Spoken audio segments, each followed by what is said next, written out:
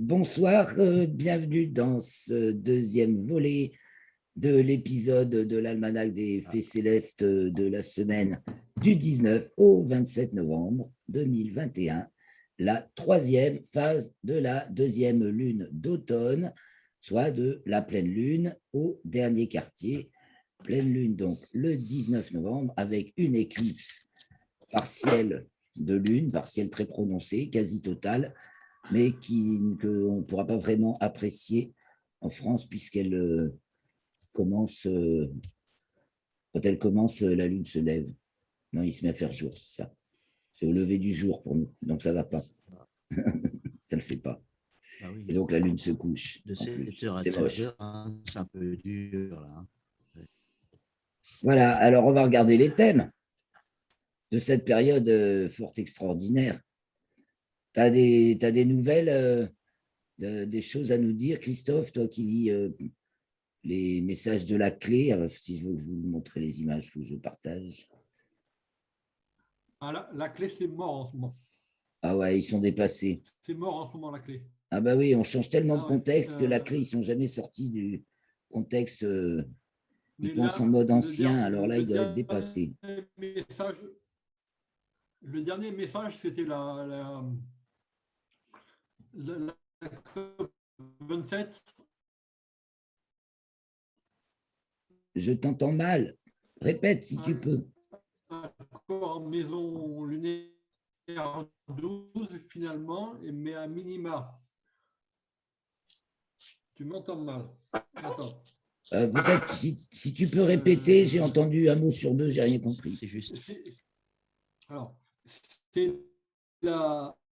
ils s'occupaient de la COP 27, l'accord de la COP 27. Ah ouais. L'accord à minima. D'accord. Et bon, mais moi, je vais lui répondre, mais je n'ai pas encore fait. Bah, très bien. Et elle a lieu quand précisément, la COP 27 ? Elle a commencé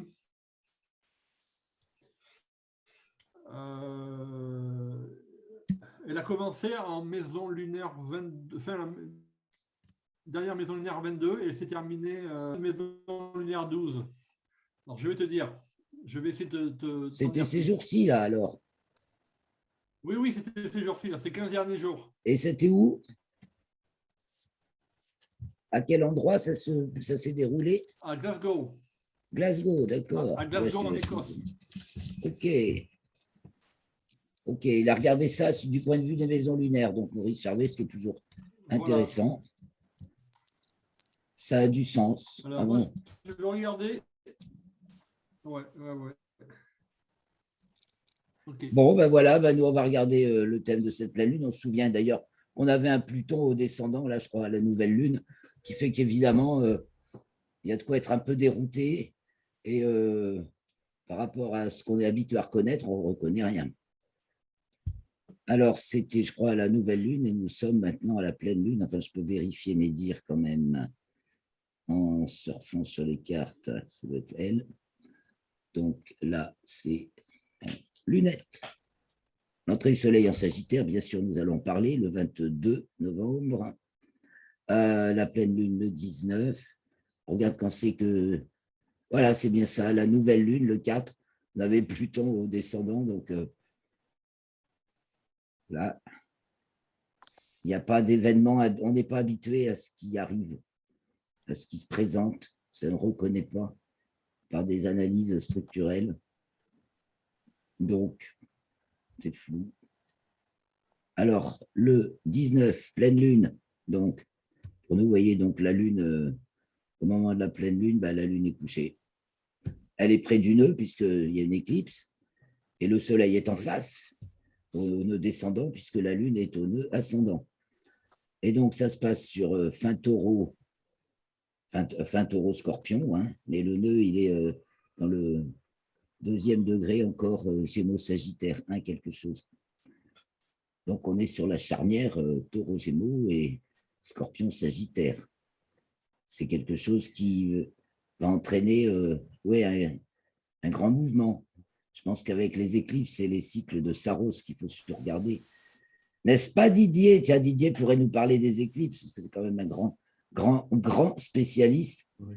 puisqu'il est capable de retrouver précisément où se sont passés, enfin, par le calcul, retrouver avec les témoignages qu'il y a des éclipses qui se sont produites il y a plusieurs milliers d'années. Or, ce n'est pas si facile que ça à calculer, hein, n'est-ce pas? Ah non, Et tu as non, on y réussi à arrive. retrouver des éclipses correspondant aux témoignages qui en restaient, alors que les autres, ils n'y arrivent pas. Dans le genre, il y a 4000 ans. Oui, c'est ça. Hein. Quatrième millénaire, oui. Il y a une puissance C'est de l'éclipse qui a calcul. mis fin à la guerre en Inde. Et l'éclipse de Kurukshetra, elle est dans le Parle plus fort, Didier, on t'entend trop mal là. calendrier.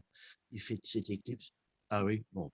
Oui, tu m'entends mieux? Ah oui, Oui, c'est je te mieux. disais donc que l'éclipse de Kurukshetra, depuis le quatrième millénaire, elle est tous les ans fêtée pour l'anniversaire.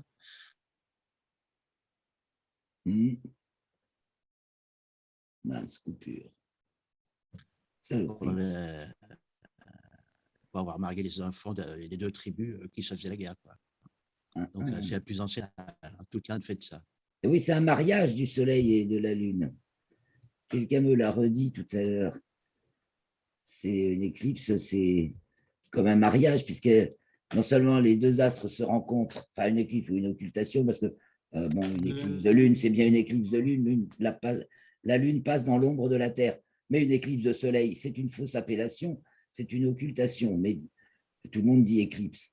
Mais bon, bref, les deux astres, ils sont à la fois dans la même direction, donc en longitude, et ils sont aussi à la même hauteur, Oui, donc oui. en latitude. C'est mariage. C'est ça. Le mariage sur Ouais, l'écliptique. c'est ça. Mais l'éclipse, elle va concerner les États-Unis, sans doute, non? Alors, Là, oui. concrètement, ou parce que Ah, concrètement, c'est l'Antarctique. Hein. Elle est pour l'Antarctique essentiellement, cette éclipse de soleil. Et elle n'est pas longue. Je crois que c'est 1 minute 24 au maximum. d'accord. Elle sera visible partiellement en Amérique du Sud, en Australie, un truc comme ça. Voilà, ben on en reparlera un peu plus encore le 4, puisqu'on n'y est pas encore. Là, on va regarder surtout l'entrée du soleil en Sagittaire, donc on regarde bien la pleine lune, hein. Pleine lune qui est le déploiement de cette nouvelle lune du 4 avec son Pluton ascendant. C'était quoi qui était en haut là? C'est donc Uranus en taureau en haut, qui est opposé. On a la transcendance, on a Saturne, Jupiter et Neptune, Uranus, donc les lourdes, les poids lourds en haut. Et il y a de l'élévation, je crois qu'on voit de l'élévation tout du long. On se rencontre quelque chose de plus spirituel ou un chemin inhabituel, peut-être à sens inverse, un renversement de polarité. Là, je viens d'écouter, et alors je l'ai communiqué partout, hein, un séminaire de Idriss Aberkan et Gunther Pauli sur l'économie bleue.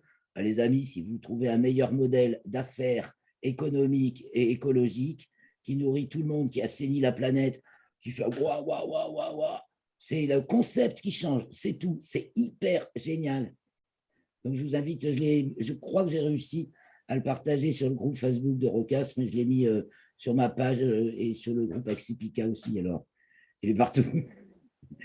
Ça, c'est du nouveau, ouais, c'est du pas connu, et ça parle bien d'un modèle.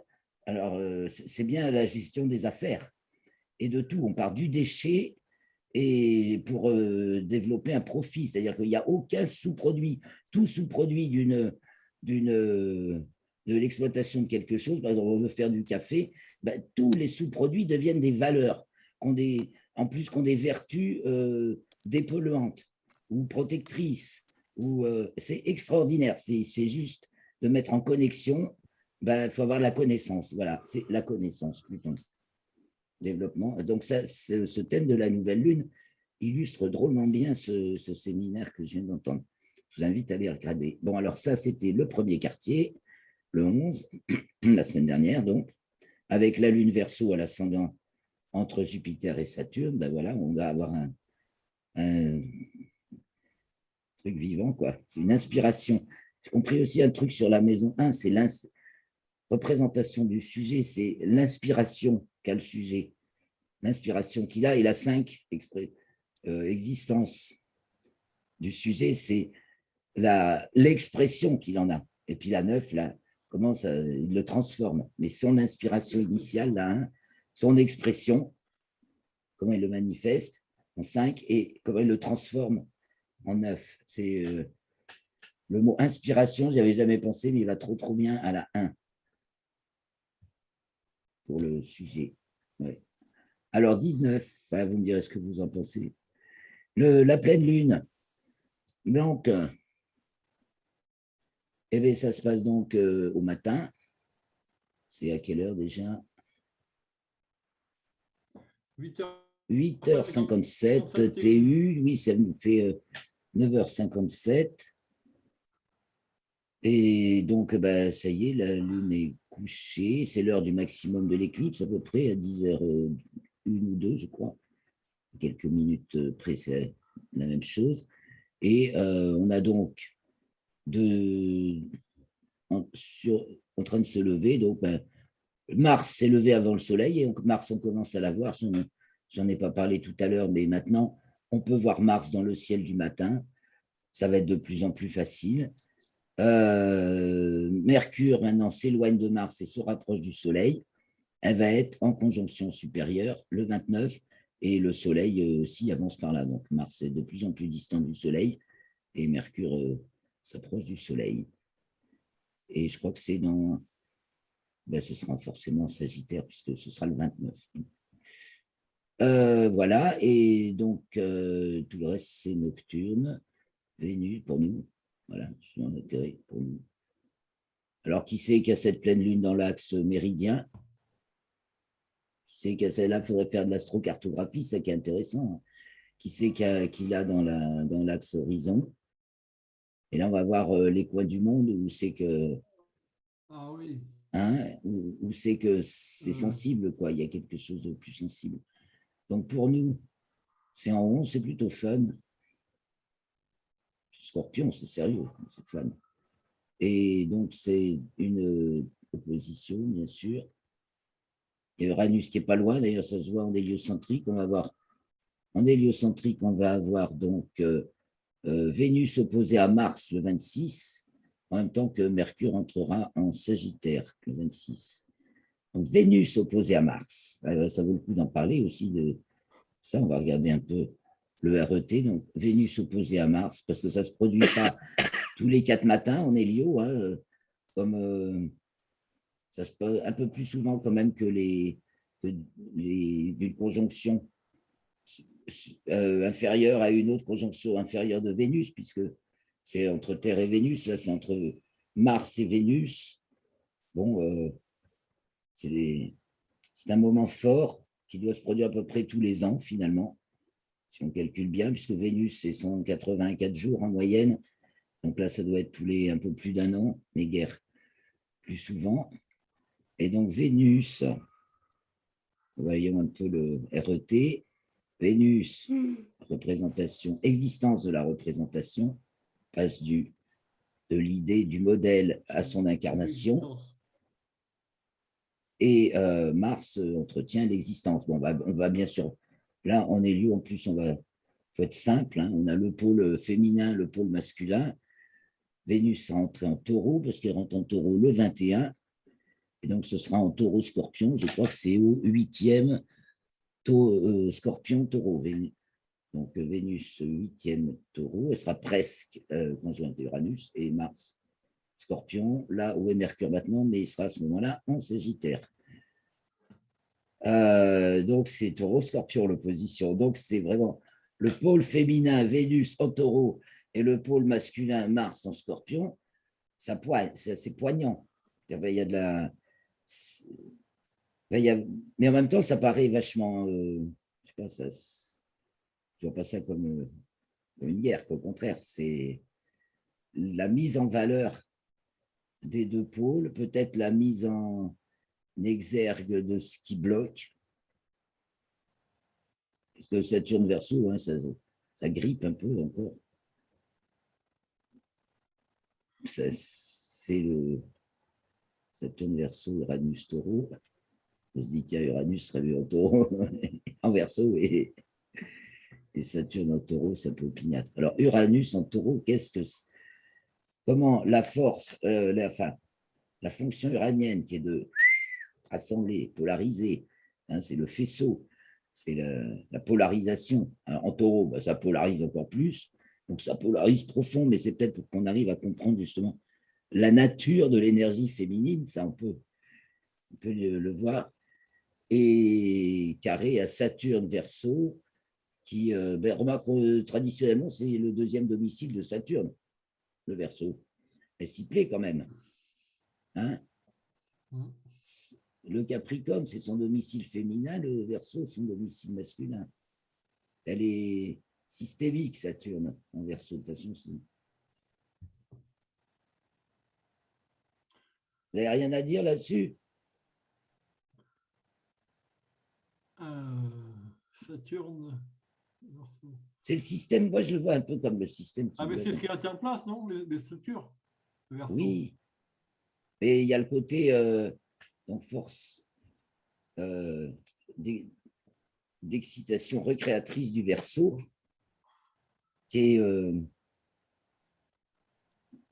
bon, ben, c'est le côté on va chercher profond il y a le côté on va creuser des nouvelles connaissances, en puiser dans les mémoires anciennes, dans ce qui dans l'extinction de l'hiver, de la force d'inhibition extinctive de l'hiver, ce qui fait résurgence.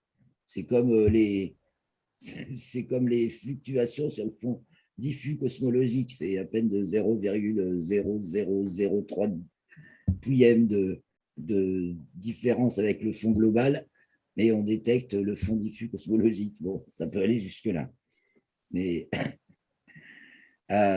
c'est repérer justement, ouais, c'est rechercher des valeurs inaltérables quelque part et qui permettent de se tourner vers l'avenir, tout en puisant, mais alors c'est à combiner, comme c'est un carré, c'est un peu tendu, mais c'est voilà, c'est le challenge.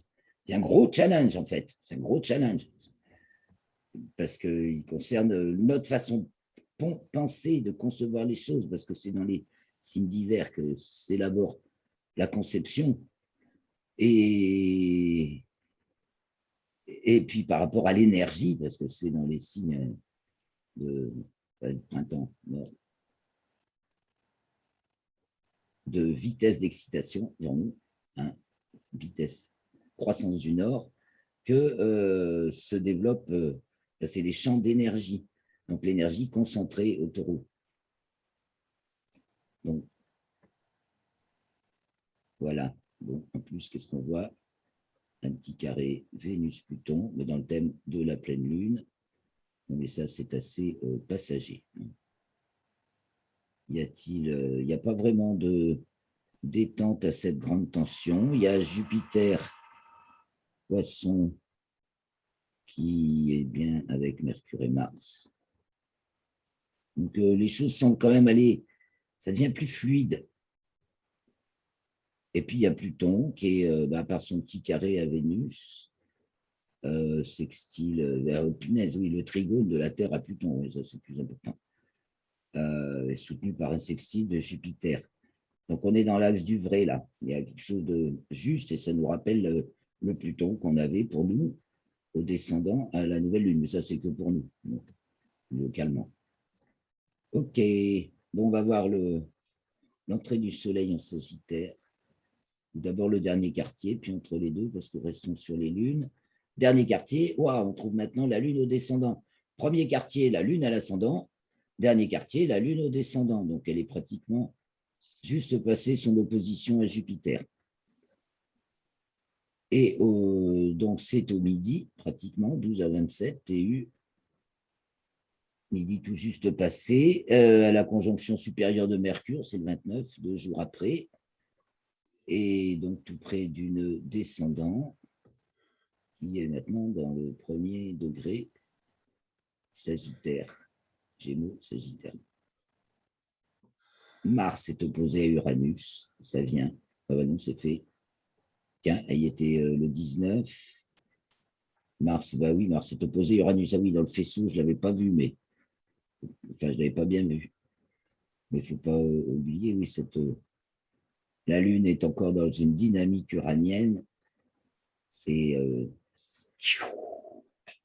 l'ascenseur, tiens, ben, surtout qu'il n'y a que ça d'occidental.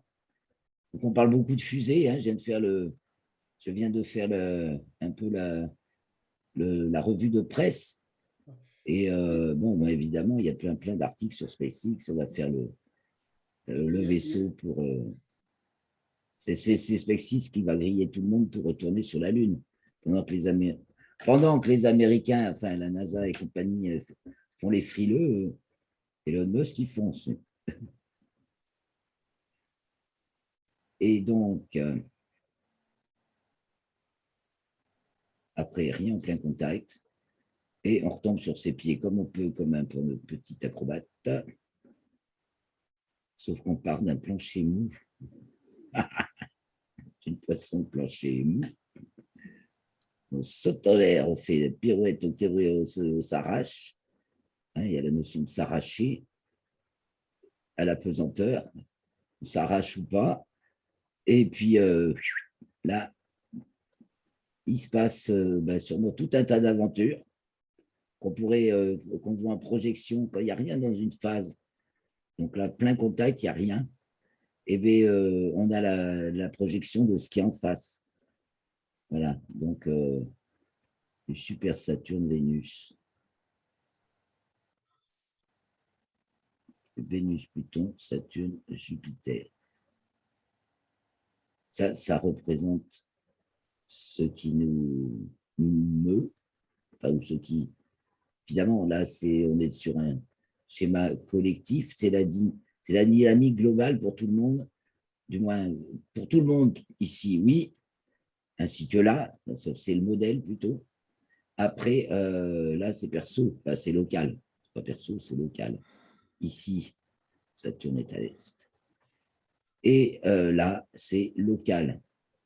Donc là, c'est nous, comment, ici, chez nous, on vit ce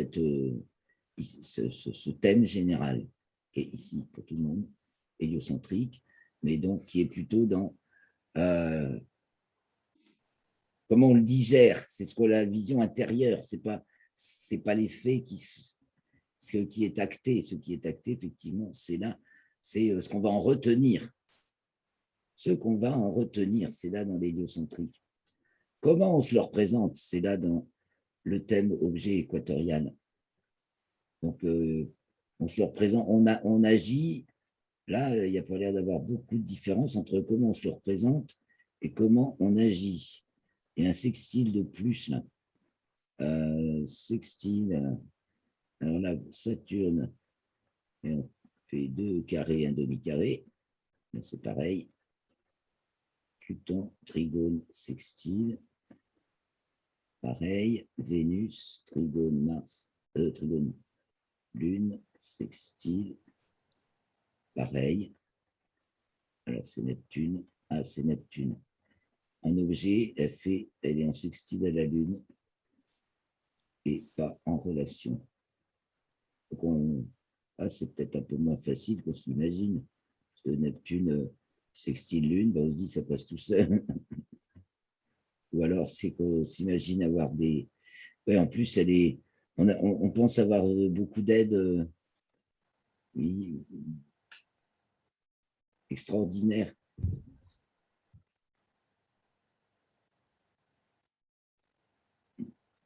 Bon. Donc, c'est oui, la situation, c'est un petit peu, on se jette dans une nouvelle aventure. On va faire des tas de pirouettes, comme sur ses pieds. Ah oui.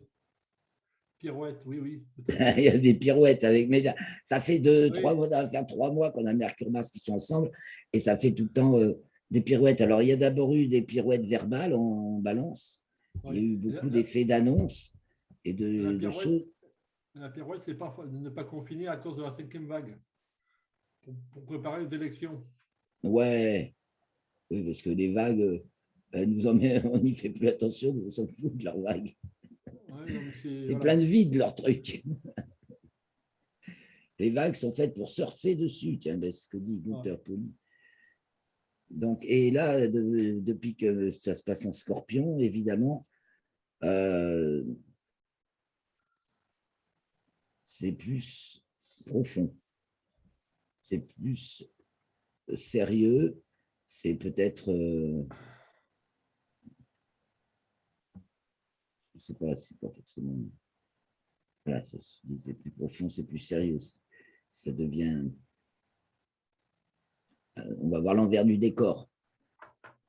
Donc, on rentre vraiment dans la matière des choses. Et donc, c'est là que c'est en train de s'inverser. On peut voir les polarités qui s'inversent. Bon, alors, un coup d'œil sur le Sagittaire. L'entrée du Soleil en Sagittaire, donc le 22 novembre, 2h33 TU, oui, 3h33, 22 novembre. Donc, lundi 22 novembre, 3h33, le Soleil entre en Sagittaire. Donc, lundi, ben, ouais, ça va être, on rentre en régime Sagittaire. Et on va avoir Mercure tout de suite en conjonction supérieure. Alors, à ce moment-là, le Soleil est... Ouais, il est sur le... Et ça refait la conjonction de Saturne de la France, là, la conjonction natale de la France, on est presque. Attends, je crois que je vais augmenter un peu mon son parce que... Attends. Mais ça, c'est moi. Tu m'entends mieux, là? Ah oui, oui, tu étais pour rien si j'entendais pas, c'est que j'avais oublié de le remonter. Vas-y. Le mercure de Coulaine. Oui. Il est peut-être là aussi. Où ça, là? Là où Mercure est... ah, il est... Ah, c'est là, d'accord. Le mercure de ouais. Coulaine est sur la... bah, justement, sur ici, là, donc sur cette conjonction supérieure de Mercure. Non seulement on retrouve Mercure avec le Soleil. Ouais.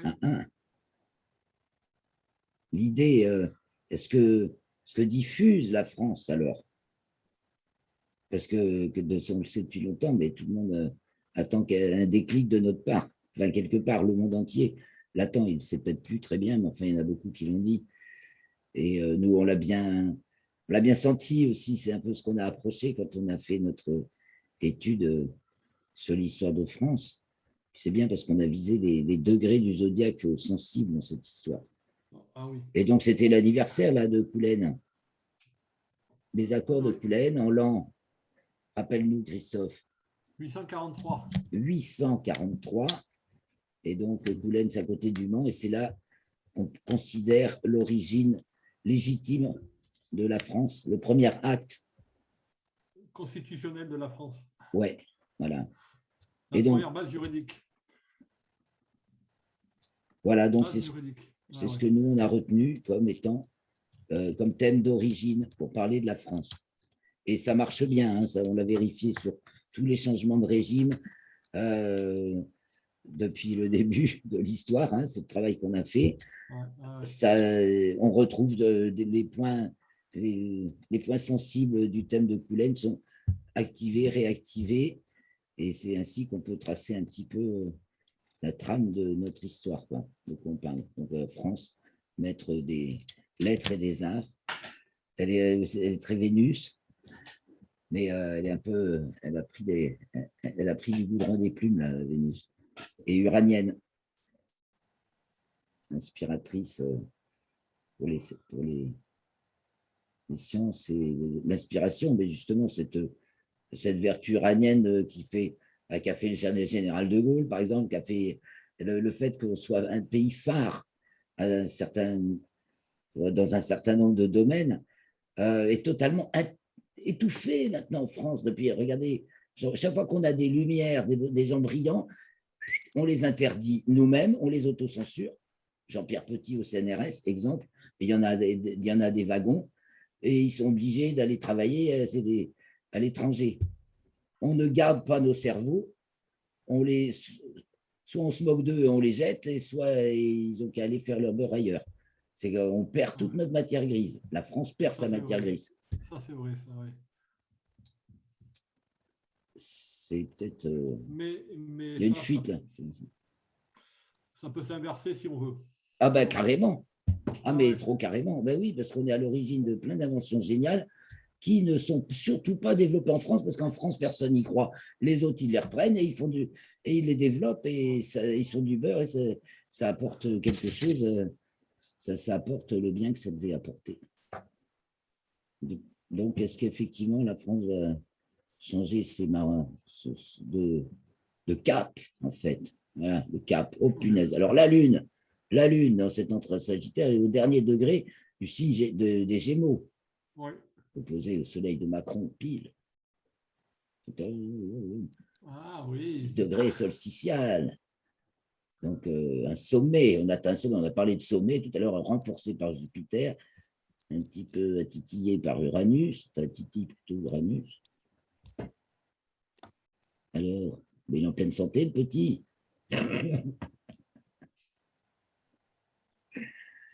On dirait Jupiter. Mais ce n'est pas exactement l'ingresse sur l'ingresse de la révolution solaire de la France. C'est pas exactement ça. Hein. Ah ben non, là, on est sur l'ingresse Sagittaire. Et Ouais, alors, mais toi, tu as fait le thème de la révolution solaire de la non, pas France. encore. Pas encore. Il faut qu'on le regarde, ça. Ouais, oui, oui. Il nous reste plus beaucoup de temps, mais c'est déjà passé, non? C'est quel jour de novembre? Ah, mais c'est un peu après l'ingresse sagittaire. Quelques heures après. D'accord, bon, ben, on va le préparer, on en parlera la semaine Ouais, prochaine. ouais. Ah ouais, ouais, ouais, ouais, ouais, très bien, très bien. Très bonne idée. Ouais, il nous reste 6 minutes que l'on peut exploiter. Oui, alors Mercure, en même temps, elle est aussi à son nœud, hein, nœud descendant. Il y a tout en même temps.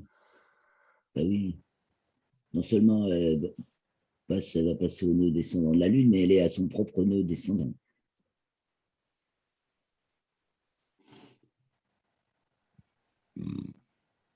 Eh bien, Et je me demande si le nœud lunaire n'a pas une influence. ben, disons, comprendre sa signification, ça veut dire quoi? Eh, Il a un cycle de 18 ans, c'est ça, ou de 9 ans? Ouais, 18 ans? ouais, Il faudrait voir s'il n'y a pas un changement comparable à ce qui s'est passé il y a 18 ans. Enfin, rétrograde. Eh bien, oui, on est quoi? On est 2021, 2003, 2002, 2003. Là, 2002, là, il y a eu un Chirac Le changement Pen. radical, là, ça c'est sûr. Hein. Il y a quelque Chirac chose, Le on Pen. nous l'a fait épaisse hein, en 2002, début des épandages généralisés, et on nous a agité l'épouvantail Le Pen pour. Bon, ben, Chirac est passé, très bien, mais pour détourner notre attention, effectivement, du coup, on a plébiscité Chirac, mais c'était pendant ce temps-là, on commençait à nous épandre des cochonneries dans le ciel, et on Ouais. nous a, pendant des années, trimballé, alors un coup Le Pen, un coup le voile, alors on nous gave le ciel on nous voile le ciel, mais on polarise notre attention sur le voile des femmes musulmanes. Enfin, on n'a pas arrêté d'être paradoxal euh, de manière hallucinante, quoi. Je pense que les historiens du futur, quand ils auront un regard là-dessus, ils diront, punaise, ils étaient vachement conditionnés, hein, pour pas voir ce qui se passe dans le ciel et pour se laisser tous capter par les, les, les épouvantails qu'on nous agite dans les médias. Bon, mais la force des choses va faire que les médias peuvent raconter les mensonges qu'ils veulent quand les preuves sont là, et les preuves s'accumulent jour après jour dans la vie quotidienne des gens. Sur la Lune, hein, ça nous parle de notre vie quotidienne. Bon, ben, finalement, la santé prend le dessus. Qu'est-ce que vous en pensez? Parce que les médias ont beau essayer de continuer à raconter des choses affolantes. Alors, Mars-Uranus, une opposition bien ruptrice, hein, ça on peut le dire.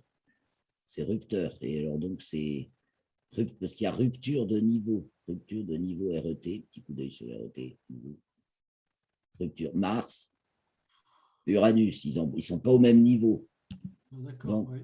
c'est accidentogène, c'est la config accidentogène. Si tu n'es pas dans ta bonne ligne, tu te craches. Et par contre, si tu es bien dans l'axe, c'est là que ça veut dire qu'il faut être dans l'axe, parce que là, il faut se voir ça comme une sphère. Donc, Uranus, c'est le courant qui monte du bas vers le haut. Et Mars, c'est le cœur battant au milieu. Donc, si ton courant passe par le cœur, waouh, ça marche. Sinon, crash, ça crache. Donc, rupture de niveau. Et elle est détendue par Vénus Capricorne. C'est ça qui est beau, c'est que justement, ça ne crache pas. C'est qu'il y a une assurance, une protection fondamentale qui détend l'opposition. On ne reconnaît pas bien, peut-être, hein, parce que là, c'est pareil, il y a rupture de niveau à nouveau entre Vénus et Pluton. Évidemment, elle risque de relever d'un autre niveau d'existence, enfin, ou plutôt de non-existence, hein, de ce qu'on ne voit pas, ce qui n'est pas tangible, mais qui est la nature profonde des choses. Et ce Pluton est harmonique à Mercure. Donc, il y a de bonnes nouvelles qui circulent. Des nouvelles justes, là. Ça sonne... Ah bien, il y en a une sacrée nouvelle. Vas-y. Le nombre d'hospitalisations au Covid est beaucoup plus faible que le gouvernement l'a dit. Mais ça, oui, voilà, et il y en a de plus en plus. La réalité, les faits, Voilà.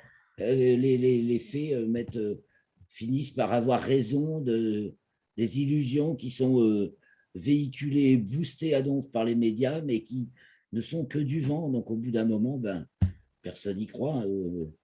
Et tant mieux. Enfin, de moins en moins de gens, de plus en plus de gens abandonnent ces croyances. Est-ce qu'on peut voir ça, là, on est bien dans une dynamique de voir les choses autrement, quoi.